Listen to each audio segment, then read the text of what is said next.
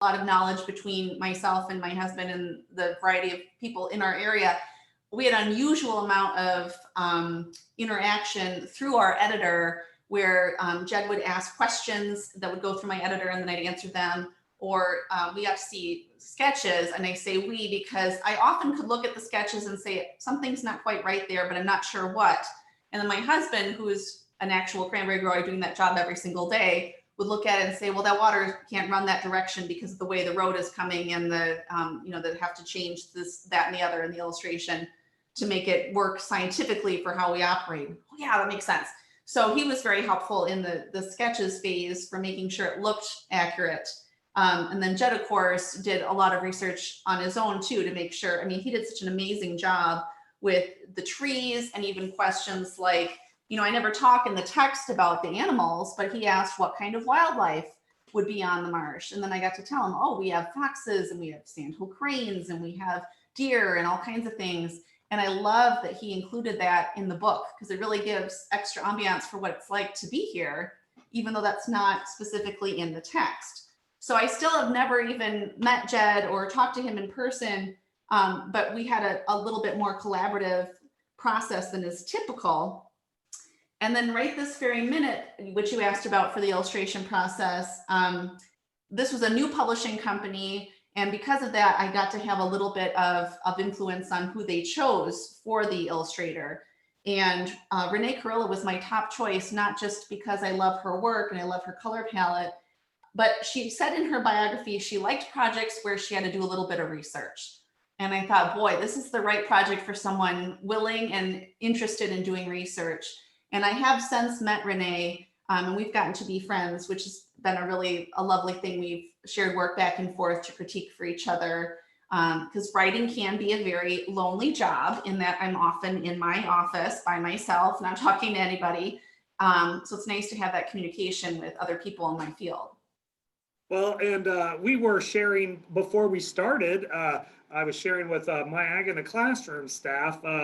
Let's talk about going to your office every day. You work at home, but when you go to the office, you have an interesting commute. And students, I think one of the things that I want to get across here is you set aside a place to actually write. You don't just do it in front of the TV or with iPads on or whatever. You set aside a place to write. But describe your office and how you get to your office.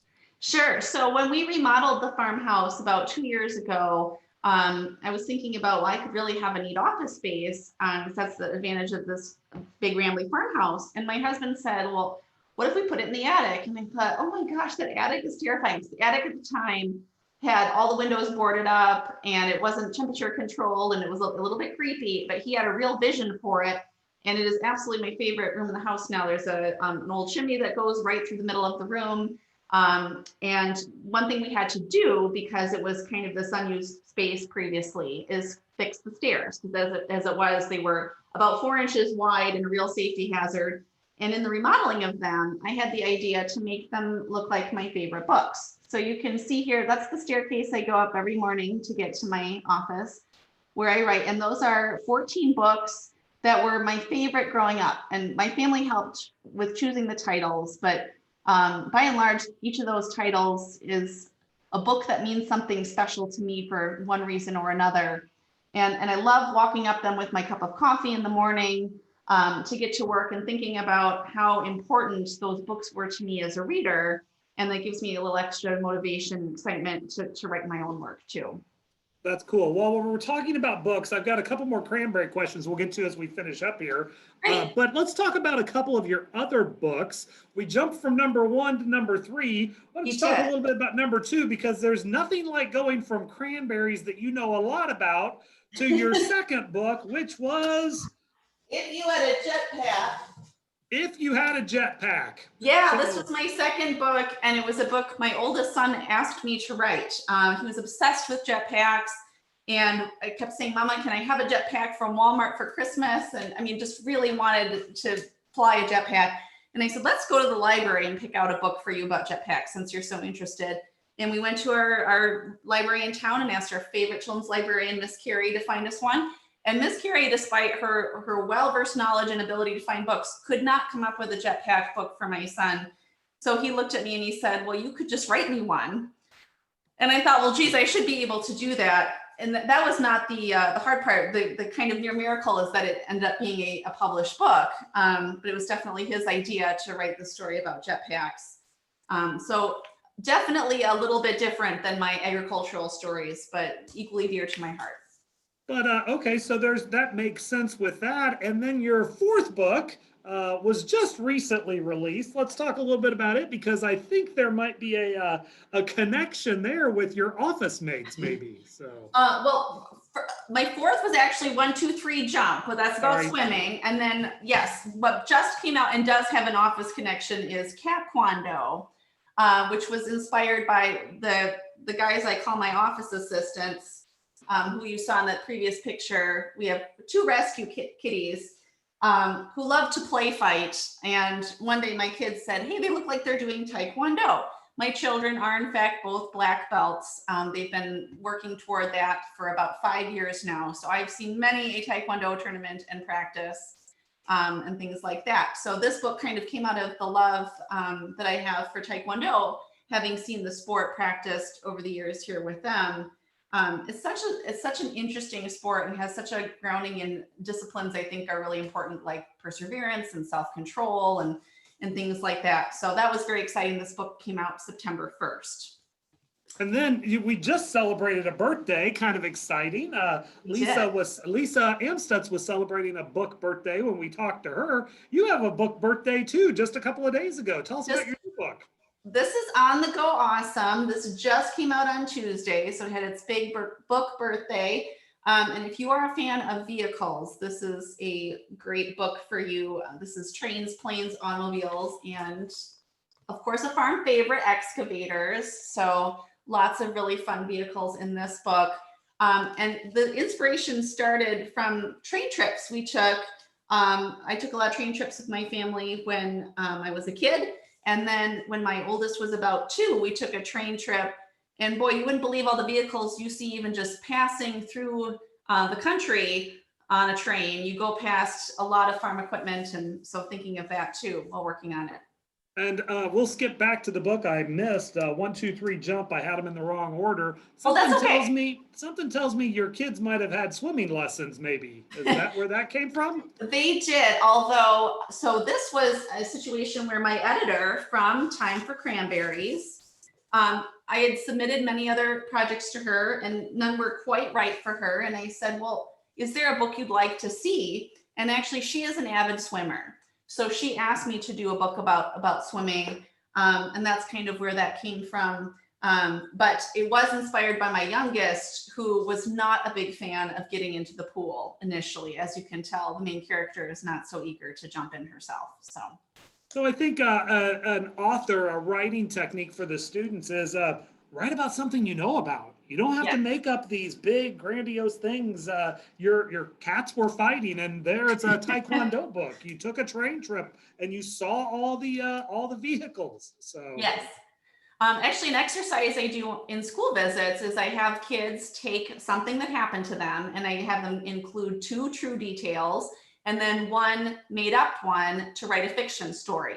So using a real experience as kind of a jumping off point, but then thinking, how can I make this fiction and kind of take it in a different direction? And it's been really fun to see what kids have written using that prompt. Very cool. So we've got a couple more questions focused on your cranberries. Oh, great. First one, how many cranberries or how many pounds? We talk about bushels in Illinois. How Sure. many pounds or bushels of cranberries does your farm produce in an average year? Okay, this is where I'm going to show that I was not a math major. So you might need to help me with the math a little bit. But cranberries are measured by the barrel. And a barrel is 100 pounds of cranberries. And I would say, depending on the year, we're often, at this point in our farm, around 40,000 barrels. Sometimes it's less. It's usually not more than that, but depending on the year. So 40,000 by 100 would be, is that 4 million pounds? Okay. Yeah. And then you have to calculate, so how many cranberries are in a pound? And that I do not know, but then you could really get into some interesting math. But point being, it's a lot of cranberries. And we are considered a middle-sized farm by Wisconsin standards. So Wisconsin farms tend to be bigger, and we're kind of a mid-sized farm. There's certainly farms bigger, and then the coasts tend to have slightly smaller farms because they're landlocked in a different way than we are, and Right. run by water.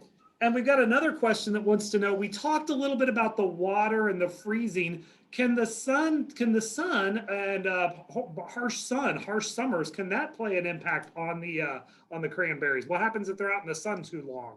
Sure, you definitely don't want them to get too hot, particularly when it's time to harvest, because then you can wind up having that cooking issue I talked about before, where if we're going to have some really high heat days during September and October when we harvest, sometimes we'll readjust the harvest schedule to avoid that, because if you have water getting hot in the sun, those berries will actually cook, and you're basically making cranberry sauce right in the bed, which you don't want.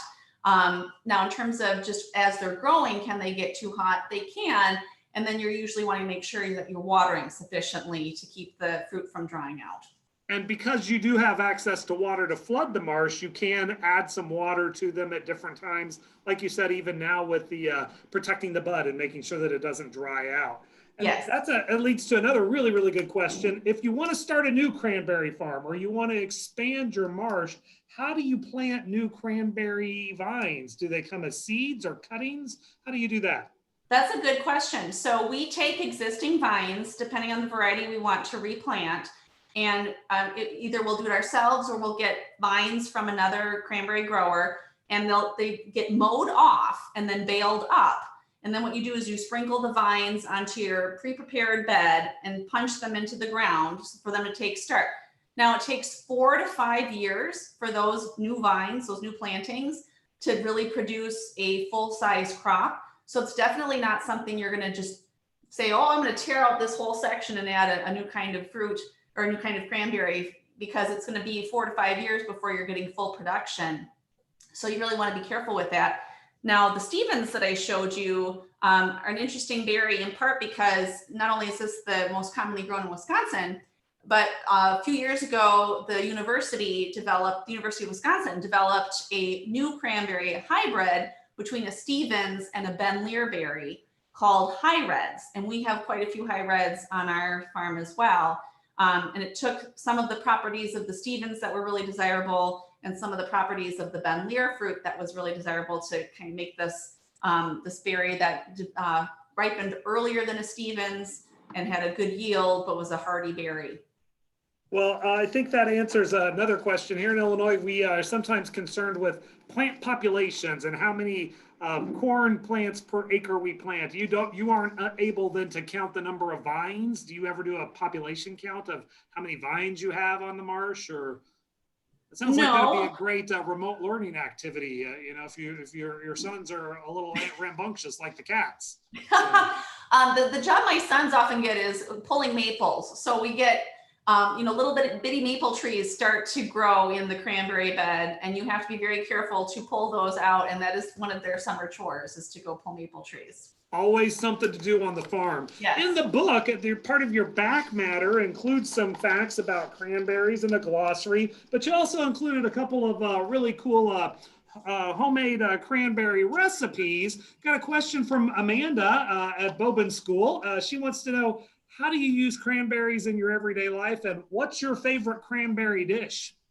Oh, I love so many cranberry dishes. I think my favorite is I like to make cranberry bread, and then presuming that my family has not eaten all the cranberry bread too quickly, I like to use the cranberry bread to make French toast. It is the best breakfast you've ever had. It is really good. But for less time-consuming cranberry things, I love to put a handful of cranberries in a smoothie. We eat a lot of smoothies in our house, and I like kale with blueberries and cranberries, and it's a pretty great smoothie. So a lot of good. I'm just trying to imagine a blueberry, kale, and cranberry, what the color of that smoothie is. Well, the color is not great. I'm not going to lie about that, but if you close your eyes, it is absolutely delicious. So it's it's well worth it. And I'm sure that there'll be some cranberries consumed in your household as we come up to Thanksgiving. In our household, it's the cranberry jam and a special cranberry salad. So, folks, thank you very much for attending.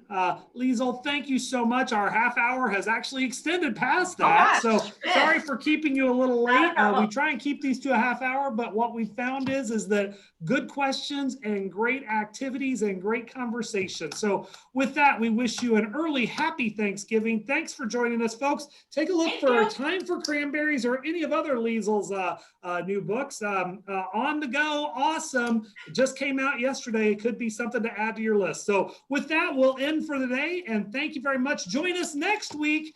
We're visiting Natalie Pratt. We're going to her popcorn farm. You could string cranberries with popcorn, make a traditional Christmas activity with cranberries and popcorn. So our field trip next Thursday, Natalie Pratt from Lee County, Illinois. We're going to talk popcorn with Natalie. And teachers, also check out our Facebook page. We're giving away some books as we count down to Illinois Family Reading Night. That's on November 19th. Typically, you'd have this at your school. We're encouraging people to continue Family Reading Night at home. Check us out on our social media so you can win your own package of books and materials. Lisl, again, thank you very much and have a great holiday. Bye-bye, folks. Thanks, everybody. Bye-bye.